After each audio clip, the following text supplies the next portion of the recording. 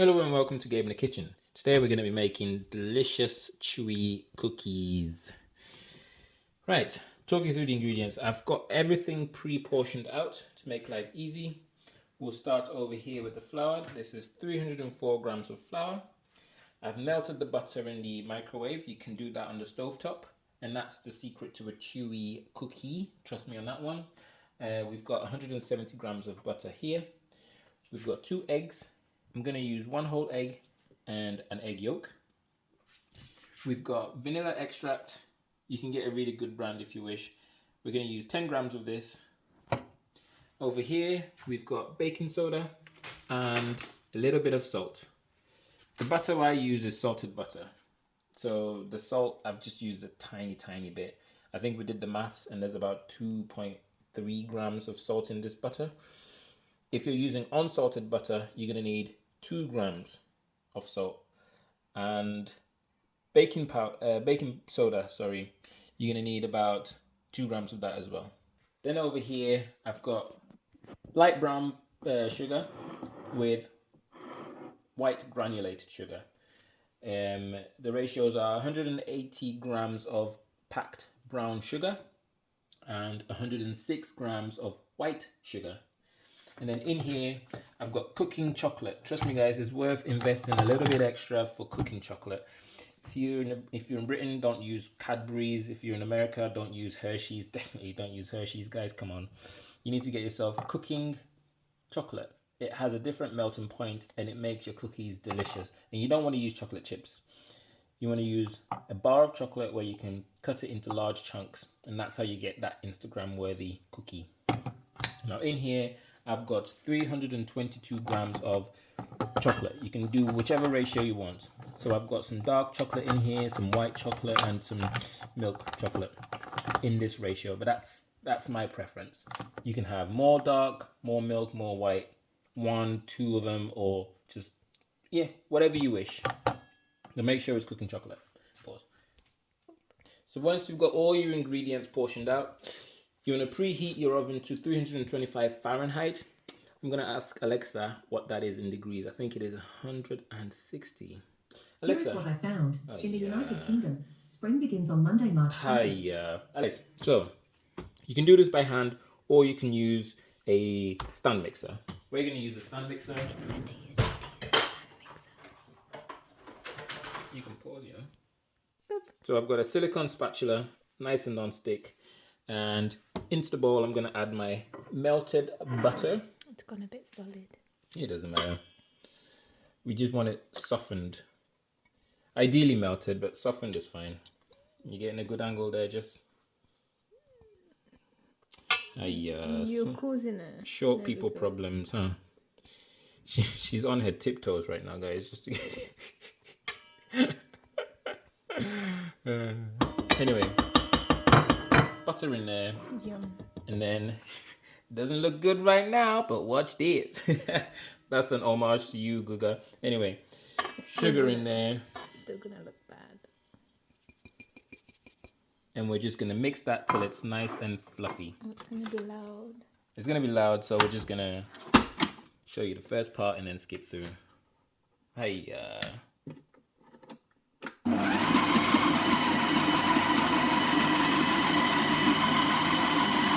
So we'll keep going till that is nice and very mixed in and fluffy. So now we've got a nice fluffy texture, and this is how you know the sugar has mixed well as thoroughly as it can. It is mixing into fat, so you're not really going to expect it to dissolve. But the butter does have some, I guess, water in there, so the sugar is dissolved as much as it can. And this is what you're looking for. So at this stage, you want to add your whole egg and your egg yolk. So I'm just going to crack it into one of our containers here. So you've got your 1 egg. It's a plate. And then egg yolk. So I'm going to separate it over here. There we go. Now, that egg white doesn't have to go to waste, guys. You can do something with it. I don't know. Fluff it up. Make meringue. Put some sugar. Yeah, that's it. Make meringue. Or, you know, you're feeling for some low-calorie omelette or something, go for it. Anyway, egg yolk in there. Plop. Like so. And we're just going to plump all of that in there. In addition to that, we're going to add 10 grams of our vanilla extract. So this is your wet ingredients, guys. I'm just going to grab a tablespoon. So now we're going to add 10 grams in there, which is about a tablespoon. Tablespoon's about 15, but you know, more vanilla doesn't hurt. Straight in. Guys, if you haven't tried raw vanilla straight out of here, try it. It's the best thing you'll ever try. This is the bad brand. Yeah. Anyway, we'll stir that again till it's all incorporated. So, Oh, I'm coming. in here, I'm gonna stir in my baking soda and salt. Kind of makes it easier in here. Give it a light stir. You don't have to be thorough with this because we are going to mix. In fact, I would advise you do be thorough. You don't want any concentrated areas of baking powder or, you know, salt. Wouldn't be very nice. So for whisk, incorporate your a sieve. Get your flour mix and we can start sifting it right in there like so. So the reason we don't want to use the stand mix for this is because we don't want to activate any gluten in the flour. No, thank you. If we start doing that, you'll end up with a cakey cookie. And no one likes a cakey cookie. The idea here is to make a nice chewy cookie. I don't mind the cakey cookie. Well, if you don't mind the cakey cookie, then go ahead and stir that, you know. Add more egg white as well. Why not? But here we're making chewy cookies, like the ones you get in the supermarkets here in Britain. No. So we're gonna hand incorporate them instead. I think America has chewy cookies. So now we've got this. Just gonna, by hand, stir that in. Fold. I'm not folding. I mean, it looked like I was folding, but no, I'm stirring. There's no need to fold for this because it's not a cake. We're not trying to preserve any aeration. We're just trying to mix it as little as possible. Yeah, we're just trying to get everything mixed with the least amount of swipes as possible. That's the reason you need bread, guys. So you get it nice and ready. I'm sure they know. So it's Do they know? Oh, isn't bread chewy though? The good breads are chewy. Yeah. And that's because they've got gluten. Yeah. So why is it detrimental to have gluten in a cookie but not in bread? It's a different kind of chewy. The chewiness from cookies is from the caramelization of the brown sugar and the butter versus the ones from something like bread, where it's the actual flour that's become chewy. We don't want the flour to be chewy here. Anyway, now that we've got that just incorporated, we're gonna chop this. Yay! Guys, Choppy chop! grab yourself a chef's knife or whatever you've got. I recommend a chef's knife. And we're gonna start chopping our chocolate. Now, I recommend you chop along the grooves of your chocolate bar, like so. Then we're gonna go. Alright, so I don't know where to go. guys, blocking I'm so it, man. sorry about this camera woman. She gets paid in what do I pay you with? She gets paid in treats, so she's not doing her best. Yeah. Someone's just salty because he's not strong enough to chop chocolate. Really? Yeah. Let's see. Look at you. You can't do it with one hand. Are those muscles for sure? What's this then? There you go. Now there's no... I'm showing the guys proper there technique. we go. Proper technique. I can't... Listen. Alright. I'm just gonna find a container, put this in. He's causing me a lot of washing up, you know. No, I'm washing up. Why are you pretending you're washing up? Yeah, guys, wash up after yourself so your wife doesn't nag you like this. There we go. And then you're going to do the exact same thing. Oh yeah, so you want chunks around this size. You can go smaller, but it will melt and incorporate into the cookie mix. So I recommend about this size, so it will pool into like those lovely pools of chocolate. But yes, we'll do the rest of this. Blip, blip. And there we have it. Ah, strong muscles. The last bit. So you want nice mix like so. You want to scrape all the bits in here. All right, in there. Into your cookie mix. Let's put it on the stand. No, I was gonna lick that. Like so. And now, with all your strength, mix that. It's gonna be a little bit tricky if you're on the weaker side. But this is why we go to the gym. That's right. Do your best. It might help if you get a wooden, spatula. But we'll manage. We don't quit here. Ideally, you want to add, should we add coconut? Nah. Next recipe, we'll add coconut. Let's see if I can do some like bounty style. Oh, yeah. Yeah, guys, watch out for that one. I'm going to formulate or look up some bounty style recipes. Why don't we do a chocolate orange one? Double chocolate when we... I like bounty, man. We'll do both, why not? But yeah, there you have it. Your cookie dough mix. Now, what you want to do is have a taste. Is you want to portion that out into round balls. Because when you shape it into a ball and it melts, it creates a nice circle when it melts. Rather than trying to, I don't know, what do people normally do with cookie dough? Like just shape it into a disc and put it in?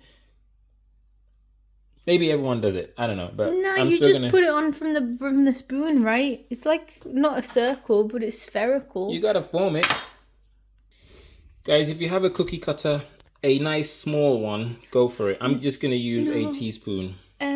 What an ice cream scoop? Ice cream scoop. That's but there's a cookie. Okay, yeah, ice cream scoop will do, but no need. Just get a teaspoon, and that's gonna be plenty. We're basic. So if you scoop about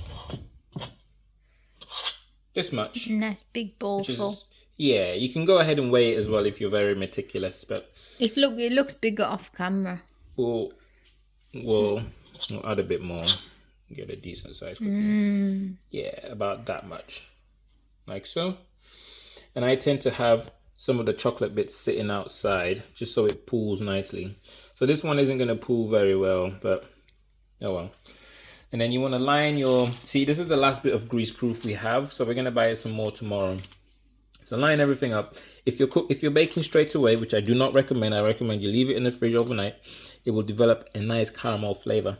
So we're going to leave this overnight and cook it tomorrow. But if you're cooking it straight away, you want to line it with your grease proof. We'll get more grease proof tomorrow. And make sure everything is spaced apart. You might need to do 2 batches, depending on how big your baking tray is. Or you can freeze them. Yeah, you can freeze them as well. And then you can just bake them when you need them. That's right. Yeah. Ta-da! So guys, you should have something like this. This is going to go straight in the fridge. Yep. Now, what was I going to say? The reason you want to fridge it overnight is to get that caramel flavor. I may have already said this. Yep. Also, it slows down the spread when you're cooking it, when it's colder. If you cook it straight from, I don't know, this temperature, it will melt a little bit too much and it will flatten a little bit too much. Because the butter's already a bit moist, soft. Exactly. You want to solidify everything and slow down that spread. Once you get this out of the oven, I mean, I'm going to show you anyway tomorrow when I'm putting it in. It's 325 Fahrenheit, about 160 degrees C. I'll take about 10 degrees off for Fahrenheit, for fan ovens. And then bake it for about 15 to 17 minutes. Till the edges start to solidify and get golden brown. That's the other reason we use light brown sugar. It's so we can tell that it's cooking. if you use dark brown sugar, the mixture is darker and you can't tell when it's beginning to cook and get dark. So you want to make sure you use light brown sugar instead. That would be my tip for you. We'll see you tomorrow. Bye. So guys, we've got our cookies out the fridge. Line your baking tray with a grease-proof paper. And then make sure you space everything out like so. You want to sort of visualize it spreading out into a circle. These are going to touch, but I've also got a second baking tray. These are definitely going to touch, but it's fine. Touching isn't too bad. It depends how anal you are about having circular cookies. I don't mind so much. They'll just have a bit of a flat edge on some of them. But yeah, they're both going to go in the oven. As I said, preheat it to 160 degrees Fahrenheit for your fan oven. And we're going to bake it for about 15 minutes. But keep an eye on them, guys. Make sure that as soon as the edges start to get caramelized, so you're like a golden brown color, get them out. They may look undercooked, but they're perfectly fine as long as the edges are golden brown. So in they go. Now, the color of your baking tray does make a difference. So I'm going to keep a particular eye on these ones because I think darker baking trays conduct more heat, so it gets brown quicker. So I'm going to keep an eye on these ones, and they'll probably come out before the other ones. Straight in, and I've never done a double bake before, but that'll be interesting. There we have it, guys. They turn out quite well. The only thing I will say, guys, the 160 degrees C is not fan oven. I noticed they started to get cooked on the outside way quicker than normal. I'd go for 140. I think that's the direct conversion from conventional oven to fan oven. So if you have a fan oven like I do, take some degrees off. 140.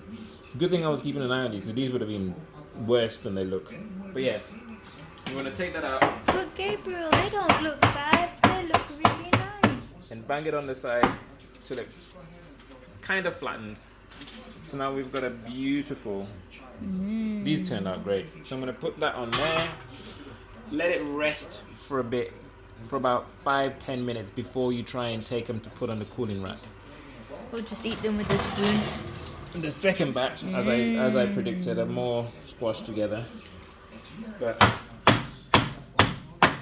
again, give them a bang so they're flattened. Ta-da.